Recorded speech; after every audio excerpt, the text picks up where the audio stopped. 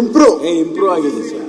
50% ಇಲ್ಲ. ಆಯ್ತು, ಈಗ 4ನೇ ಸರಿ, ಇವತ್ತು 5ನೇ ಸರಿ ವಾರ್ನಿಂಗ್. ಆಯ್ತು, 1 ಸೆಕೆಂಡ್. 5th ಟೈಮ್ ಮಾಡ್ಬಿಡಿ, ಅದೊಂದು ರೆಕಾರ್ಡ್ ಆಗ್ಲಿ. ಸುರೇಶ್ 1 ಸೆಕೆಂಡ್.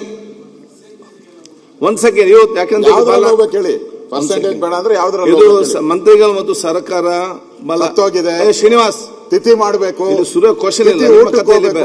ಸತ್ತೋಗ್ಬಿಟ್ಟಿದೆ. ಆಯ್ತು, ನಾನ್ ಮೊನ್ನೆ ತಿಥಿ ಕಾರ್ಡ್ ತೋರಿಸ್ತೆ, ಯಾವ್ದೋ ತಿಥಿ ಕಾರ್ಡ್ ತೋರಿಸ್ತೆ, ಹಂಗಾಗ್ಬಿಟ್ಟಿದ್ದು. ಈಗ ಉತ್ತರ ಕೊಡೋದ್ರಿಂದ ಖುಷಿಯಾಗಿದೆ. ಅವ್ರು ಯಾರು ಒಬ್ರು ಎಚ್ಚೆತ್ಕೊಂಡಿಲ್ಲ ನೋಡಿ ಅಧಿಕಾರಿಗಳು. ಈಗ ಬಂದ್ ಕೂತ್ಕೊಂತಾರೆ, ದೇವ್ರ ತರ ಕೂತ್ಕೊಂತಾರೆ, ದೇವ್ರ ತರ ಆರಾಮ್ಸೆ ಮನೆಗೆ ಹೊರಟೋತಾರೆ. Find a solution.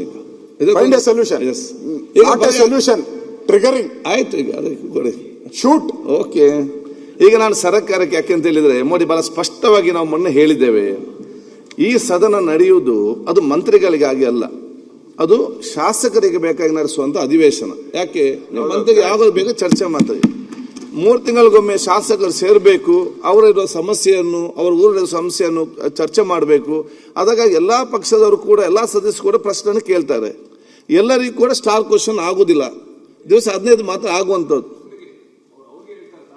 15 ಮಾತ್ರ ಆಗುವಂಥದ್ದು. ಉಳಿದಂತ ಪ್ರಶ್ನೆಗೆ ಆ ಸದಸ್ಯರಿಗೆ ಇವತ್ತು ಅವರು ನಿಯಮಾವಳಿ ಪ್ರಕಾರ ಕೇಳಿದಂತ ಪ್ರಶ್ನೆಗೆ ನಾವು ಇವತ್ತು ಸರ್ಕಾರ ಉತ್ತರ ಕೊಡದಿದ್ದಲ್ಲಿ ಮತ್ತೆ ನಾವು ಹೇಳ್ತೇವೆ, ನೀವು ಶಾಸಕರು ಬರುವುದಿಲ್ಲ, ಯಾಕೆ ಬರಬೇಕು, ಯಾವ ರೀತಿ ಆಗ್ತದೆ? ಇವರು ಪ್ರಶ್ನೆ ಕೇಳಿದವ್ರಿಗೆ ಉತ್ತರ ಇಲ್ಲ.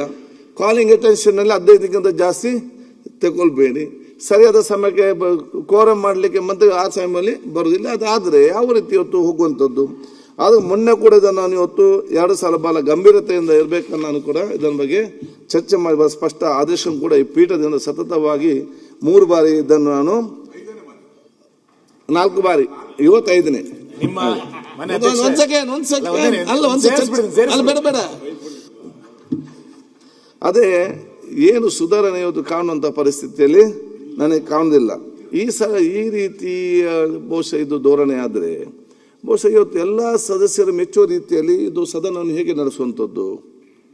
ಆದ ಕಾರಣ ಬಹುಶಃ ಆಗಿಲ್ಲ.